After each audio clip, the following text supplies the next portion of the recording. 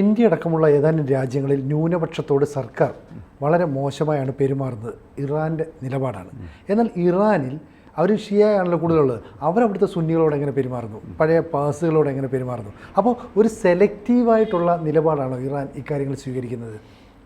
ഇറാൻ്റെ വളരെ ഹാർഷായിട്ടുള്ളൊരു ക്രിറ്റിസിസം ഇന്ത്യയെ പറ്റി ഈയിടെയുണ്ടായി. അതായത് ഗാസയിലെയും മ്യാൻമാറിലെയും ഇന്ത്യയിലെയും ഒക്കെ മുസ്ലിങ്ങളുടെ കഷ്ടപ്പാടിനെ പറ്റി നമ്മൾ പ്രതികരിച്ചില്ലെങ്കിൽ വളരെ മോശമാണെന്നൊക്കെ പറഞ്ഞിട്ട് ഈ ഗാസയും മ്യാൻമാറും ഒക്കെ ആയിട്ട് ഇന്ത്യയെ ഈക്വേറ്റ് ചെയ്യുന്ന രീതിയിലൊരു സംസാരം ഉണ്ടായി. അപ്പോൾ സ്വാഭാവികമായിട്ടും സാറ് ചോദിച്ചതുപോലെ ഈ ഇറാനിലെ ന്യൂനപക്ഷങ്ങളോട് അവരെങ്ങനെ പെരുമാറുന്നതെന്നുള്ളത് എല്ലാവരുടെയും മനസ്സിൽ അങ്ങനെ ഒരു ചിന്ത വരും. ആ പ്രശ്നം പരിഗണിക്കുന്നതിന് തൊട്ട് മുമ്പ് തന്നെ 1-2 പോയിൻ്റ് കൂടി നമുക്ക് നോക്കേണ്ടതുണ്ട്. ഒന്ന്, ഇറാൻ എന്ന് പറഞ്ഞു കഴിഞ്ഞാൽ ദി മോസ്റ്റ് ഇൻടോളറൻറ്റ് കൺട്രി എന്ന് വേണമെങ്കിൽ പറയാം. ഒരുപക്ഷെ നോർത്ത് കൊറിയയൊക്കെ ഉണ്ടായിരിക്കും അതുപോലെ. പക്ഷേ ഇവരൊക്കെ ഏറ്റവും ഇൻടോളറൻ്റ് ആയിട്ടുള്ള ആൾക്കാരാണ്. അതൊരു കാര്യം. പിന്നെ ഇവർ പറയുന്ന ഇന്ത്യയെ പറ്റി പറയുന്ന ക്രിറ്റിസിസത്തിൽ ഈസ് ദെയർ എനി സിൻസിയറിറ്റി അതോ ഹിപ്പോക്രസി ആണോ ഉള്ളത് എന്ന് ചോദിച്ചു കഴിഞ്ഞാൽ ഹിപ്പോക്രസി എന്നേ പറയാൻ പറ്റുള്ളൂ. കാരണം എന്താണെന്ന് വെച്ച് കഴിഞ്ഞാൽ മുസ്ലിം ജനത വളരെയധികം കഷ്ടപ്പെടുന്ന, വേദനിക്കുന്ന പല സ്ഥലങ്ങളുമുണ്ട്. അപ്പോൾ ഏറ്റവും അധികം മുസ്ലിം ജനത കഷ്ടപ്പെടുന്നത് ഷിൻജിയാങ് എന്ന് പറയുന്ന സ്ഥലത്താണ്. അതായത് ചൈനയിലുള്ള സ്ഥലമാണ്. അവിടെ ഉയ്ഗൂർ മുസ്ലിംസ് എന്ന് പറഞ്ഞൊരു ഗ്രൂപ്പുണ്ട്. അപ്പോൾ അവിടുത്തെ രീതി എങ്ങനെയാണെന്ന് വെച്ച് കഴിഞ്ഞാൽ അവിടെ അവർക്ക് വീട് പച്ച കളറിൽ പെയിൻറ്റ് ചെയ്യാൻ പറ്റില്ല, കുഞ്ഞുങ്ങൾക്ക് മുഹമ്മദ് എന്ന് പേരിടാൻ പറ്റില്ല, അതേപോലെ റംസാൻ സീസണിൽ ഫാസ്റ്റിംഗ് അനുവദിക്കില്ല, ഖുറാൻ പബ്ലിക്കായിട്ട് കൊണ്ടു നടക്കാൻ പറ്റില്ല. അതൊക്കെയാണ് അവിടുത്തെ രീതി. അത് മാത്രമല്ല, അവിടുത്തെ more than 1 million people have been detained. അതെന്തിനാണെന്ന് വെച്ച് കഴിഞ്ഞാൽ ഡീറാഡിക്കലൈസേഷനാണ്. മതപരമായ ചിന്തകളിൽ നിന്നും ആൾക്കാരെ മാറ്റിയെടുക്കാൻ വേണ്ടിയിട്ടാണ് ഈ കൊണ്ടുവരിക്കുന്നത്. അത് it's like A concentration camp. അവിടെ അവർ പോർക്ക് തീറ്റിക്കുന്നുണ്ട്. പിന്നെ അവിടെ ഈ പറഞ്ഞ സ്ഥലത്ത് ഇങ്ങനെ കൊണ്ടുവരിക്കുന്ന ആൾക്കാർ ഞാൻ പറഞ്ഞല്ലോ മോർ ദാൻ 1 മില്യൺ. അവിടെ ഒരു പ്രോഗ്രാം നടക്കും, ഡാൻസിങ് ഇമാംസ് എന്ന് പറഞ്ഞിട്ട്. അതായത് ഇമാംമാരെ നിരയായിട്ട് നിർത്തിയിട്ട് ഡാൻസ് ചെയ്യിപ്പിക്കും. അപ്പോൾ അവർക്കത് അവരുടെ മതവിശ്വാസത്തിനെതിരാണെന്നാണ് ഇമാംമാർ പറയുന്നത്. പക്ഷേ അവരെ കൊണ്ട് ഡാൻസ് ചെയ്യിപ്പിക്കും. അപ്പോൾ ഇങ്ങനെയൊക്കെ ഏറ്റവും കൂടുതൽ അതേപോലെ കുറേ അധികം പേര് കൊല്ലപ്പെട്ടിട്ടുണ്ട്. അപ്പോൾ ലോകത്തിൻ്റെ മുഴുവനും ശ്രദ്ധ അർഹിക്കുന്നൊരു സ്ഥലമാണത്.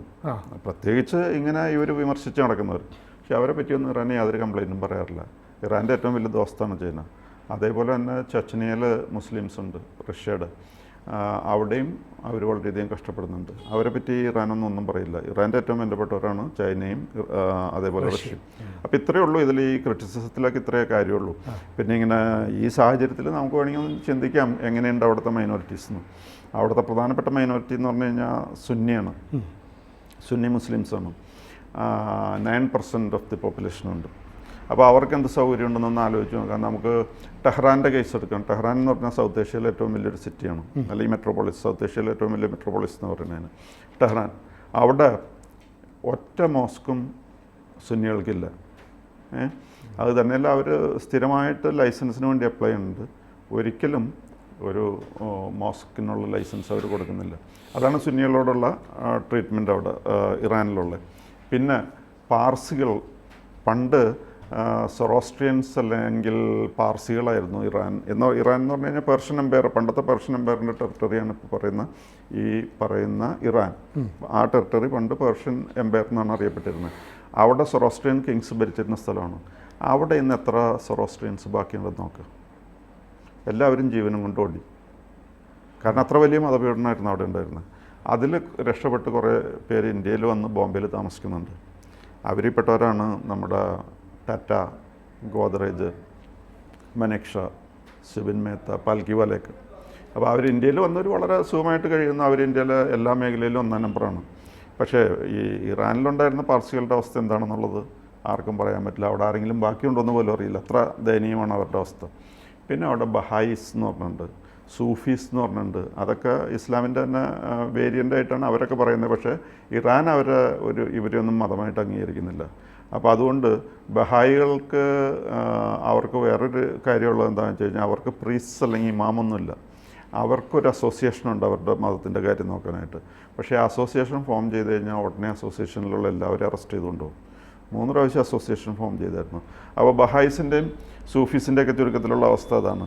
പിന്നെ അഫ്ഗാനിസ്ഥാനിൽ നിന്നും വന്നിരിക്കുന്ന അവിടെ താമസമാക്കിയ കുറേ കുർദ്, പഷ്തൂൺ, ബലോച്ച് എന്നൊക്കെ പറയുന്ന വിഭാഗമുണ്ട്. അവരുടെ സ്ഥിതിയും അതീവ ദയനീയമാണ്. ഒരു 4,80,000 പേരെ അവിടുന്ന് ഡീപ്പോർട്ട് ചെയ്തു. ഈ അഫ്ഗാൻ ഭരണകൂടം ഡീപ്പോർട്ട് ചെയ്തു, അല്ലെങ്കിൽ നാട് കടത്തി. ഇനിയും ഏകദേശം മില്യൺ കണക്കിന് അവർ ഡീപ്പോർട്ട് ചെയ്യാനായിട്ടാണ് നിൽക്കുന്നത്, ഈ അഫ്ഗാനിസ്ഥാനിൽ നിന്ന് വന്നിരിക്കുന്നവർ. അതാണ് അവരുടെ രീതി എല്ലാ കാര്യങ്ങളിലും. പിന്നെ വനിതകളോടുള്ള അവരുടെ പെരുമാറ്റം നമുക്കറിയാമല്ലോ. ഇപ്പോൾ ഹഫ്സ അമീനിന്നോ എന്തോ പറഞ്ഞിട്ട് ഒരു പെൺകുട്ടിയെ ജയിലിൽ പിടിച്ചുകൊണ്ടുപോയി വസ്ത്രധാരണവുമായിട്ട് ബന്ധപ്പെട്ട് പ്രശ്നം. ആ കുട്ടി ജയിലിൽ പോയിട്ട് പിന്നെ തിരിച്ചു വന്നത്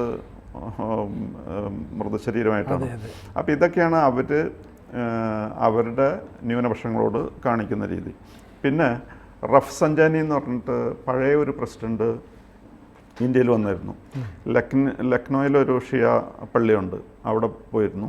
അത് കഴിഞ്ഞൊരു പ്രസ് കോൺഫറൻസ് നടത്തി കഴിഞ്ഞപ്പോൾ ഒരു പാകിസ്ഥാനി റിപ്പോർട്ടർ ഉണ്ടായിരുന്നു. അങ്ങേര് ഈ റഫ്സഞ്ചാനിയോട് ചോദിച്ചു, ഇന്ത്യയിലെ മുസ്ലിങ്ങളെ ട്രീറ്റ് ചെയ്യുന്നതിന് നിങ്ങൾക്ക് തൃപ്തിയുണ്ടോ എന്ന് ഏതാണ്ട് ചോദിച്ചു കഴിഞ്ഞാൽ പറഞ്ഞു അതൊക്കെ ഇന്ത്യക്കാർ നോക്കിക്കോളൂ, നിങ്ങൾ ബോധർ ചെയ്യണ്ടെന്നും പറഞ്ഞു അങ്ങനെ സൈലൻ്റാക്കി. ആ റഫ്സഞ്ചാനിയാണ് ഇപ്പോഴത്തെ സുപ്രീം ലീഡറിനെ ആ സ്ഥാനത്തേക്ക് കൊണ്ടുവരാൻ ഏറ്റവും അധികം പരിശ്രമിച്ച ആൾ. അപ്പോൾ അദ്ദേഹം തന്നെ ഇപ്പോൾ ഇന്ത്യ ഇങ്ങനെ തള്ളി പറഞ്ഞത് വളരെ ഒരു വിഷമകരമായിട്ട് ഇന്ത്യക്ക് വന്നിട്ടുണ്ട്. ഇന്ത്യ അതിന് മറുപടിയും പറഞ്ഞിട്ടുണ്ട്. അപ്പോൾ ഇതൊക്കെയാണ് അവിടെ ചുരുക്കത്തിൽ ഈ ന്യൂനപക്ഷങ്ങളുടെ അവസ്ഥ ഇറാനിലെ ശരിക്കുമുള്ള അതാണ്. ഈ റോഹിംഗ്യൻ മുസ്ലിങ്ങൾ അവർ അനുഭവിക്കുന്ന പ്രശ്നങ്ങൾ ഈ മ്യാൻമറിലൊക്കെ ഉണ്ട് എന്ന് ഇറാൻ പറയുന്നുണ്ട്. അപ്പം ഇന്ത്യയിലും ഇതുപോലത്തുള്ള ന്യൂനപക്ഷങ്ങൾ 18 കോടിയോളം വരുന്ന മുസ്ലിം ജനവിഭാഗങ്ങൾ ഒരുപാട് ബുദ്ധിമുട്ടിലാണെന്ന് പറയുന്നുണ്ട്. അങ്ങനെയാണെങ്കിൽ ഗസയിലെയും കുറേ മുസ്ലിങ്ങൾ പ്രശ്നം അനുഭവിക്കുന്നുണ്ടല്ലോ.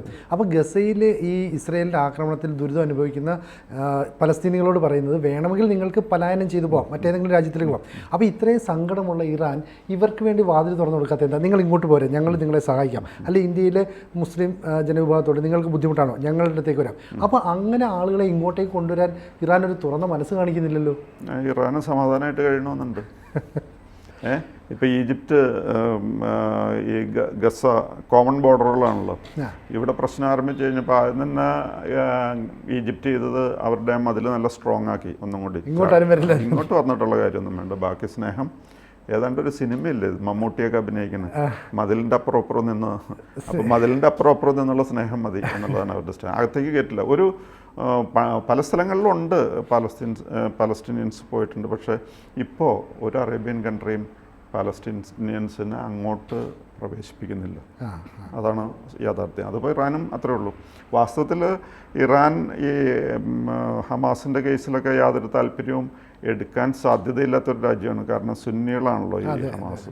പക്ഷേ ഇസ്രായേലിനോടുള്ള വിരോധം കൊണ്ട് അത് ഹമാസിനോടുള്ള സിമ്പതിയായിട്ട് മാറുന്നതാണ്. ബാക്കി എല്ലാ സ്ഥലത്തും അവർ സുന്നീസുമായിട്ട് ലോഹ്യത്തിലല്ല ഇറാൻ. അതാണ് അവസ്ഥ. ഇപ്പോൾ ഇറാൻ ഭരണകൂടം ഇപ്പോൾ ഉദ്ദേശിക്കുന്നത് ഇത്തരമുള്ള മുസ്ലിം രാഷ്ട്രങ്ങളുണ്ട്, ഇപ്പോൾ പാകിസ്ഥാൻ, അഫ്ഗാനിസ്ഥാൻ, ഇപ്പോൾ ബംഗ്ലാദേശ്, ഇവിടുത്തെയൊക്കെയുള്ള മുസ്ലിം ജനങ്ങൾ ഞങ്ങളുടെ ഒപ്പം നിൽക്കും, ഞങ്ങൾ വേണമെങ്കിൽ ആറ്റം ബോംബൊക്കെ ഉണ്ടാക്കാനുള്ള ഒരു പണിയിലാണ്. അപ്പോൾ മുസ്ലിം രാഷ്ട്രത്തെ മുഴുവൻ ഞങ്ങൾ രക്ഷിക്കാം. അപ്പോൾ ഇന്ത്യയിലെ അസംതൃപ്തരായ ആളുകളുണ്ടെങ്കിൽ അവരെ കൂടെ ജനങ്ങളെ നേതാക്കളെയൊക്കെ പ്രകോപിപ്പിക്കാൻ അത് ഉപകരിക്കും അല്ലേ? അപ്പോൾ അത്തരത്തിലൊരു നീക്കം ഇറാൻ നടത്തിക്കൊണ്ടിരിക്കുന്നത് വെറുതെ കയറി ചൊറിയുകയല്ലേ? അല്ല, അതിൽ കൂടുതലായിട്ട് അവർക്കൊരു ആഗ്രഹമുണ്ട്. ഇപ്പോൾ ഉദാഹരണത്തിന് ഇസ്രായേലായിട്ട് ഫൈറ്റ് ചെയ്യേണ്ട സാഹചര്യം വരുമ്പോൾ ബാക്കിയുള്ള കൺട്രീസ്, ഈ മുസ്ലിം കൺട്രീസൊക്കെ ഇറാൻ്റെ കൂടെ നിൽക്കണമെന്ന് അവർക്കൊരു ആഗ്രഹമുണ്ട്. അതായത് there are more than 50 Muslim majority countries. ഇത്രയും മുസ്ലിം മെജോറിറ്റി കൺട്രീസൊക്കെ കൂടി ഇറാൻ്റെ കൂടെ നിന്ന് കഴിഞ്ഞാൽ ഇറാന് വലിയ സന്തോഷമായിരിക്കും. പക്ഷേ വാസ്തവം എന്താണെന്ന് വെച്ച് കഴിഞ്ഞാൽ മുസ്ലിം കൺട്രീസ് ആരും ഇറാനോട് താല്പര്യം കാണിക്കുന്നില്ല.